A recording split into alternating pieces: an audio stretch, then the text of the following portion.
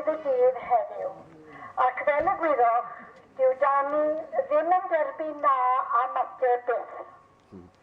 Roedd yn anodd i wrthod am sawl rheswm, ond yn bennaf, dyna beth fyddai yndaf am i fi wneud gan fod y ffair yn golygu llawer iddo.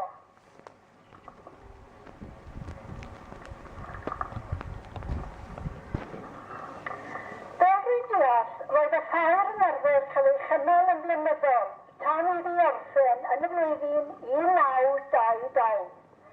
Ar ôl seibiant, blynyddoedd o seibiant, penderfynodd rhai o aelodau'r pwyllgor y pentre drefnu cyfarfod ac gethau swyddogion a pwy byddai'n byrhad ar holl baratoi a'i sefydlwyd ffair wan yn y flwyddyn 1990.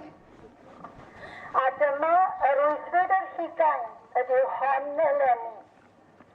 Cafodd ei chynnal am y 4 blynedd gyntaf ar gaib ran hael ger yr eglwys bach a gofyn i aelodau sefydliad y merched i wneud bwyd ar te.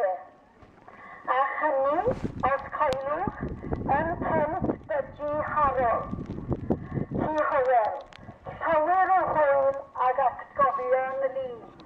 A dwi'n siŵr sy'n wneud hynny heddi, bydde dim gobeith dynnu bydde'r Health and Safety wedi cael nhw lawr.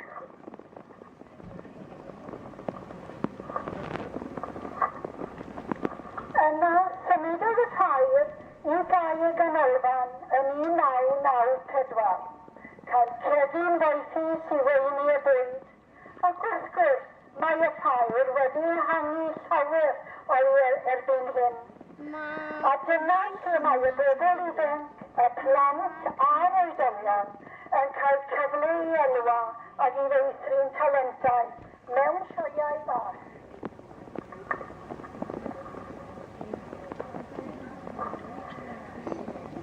Fel yn y gymuned, cyn mynd ymlaen i ehangu'r doniaeth mewn sioeau mawr. Mae heddiw wedi bod yn diwrnod llewyrchus arall dwi'n siŵr a chynnyrch da yn hoff adran. A diolch i chi am roi'ch amser i gystadlu.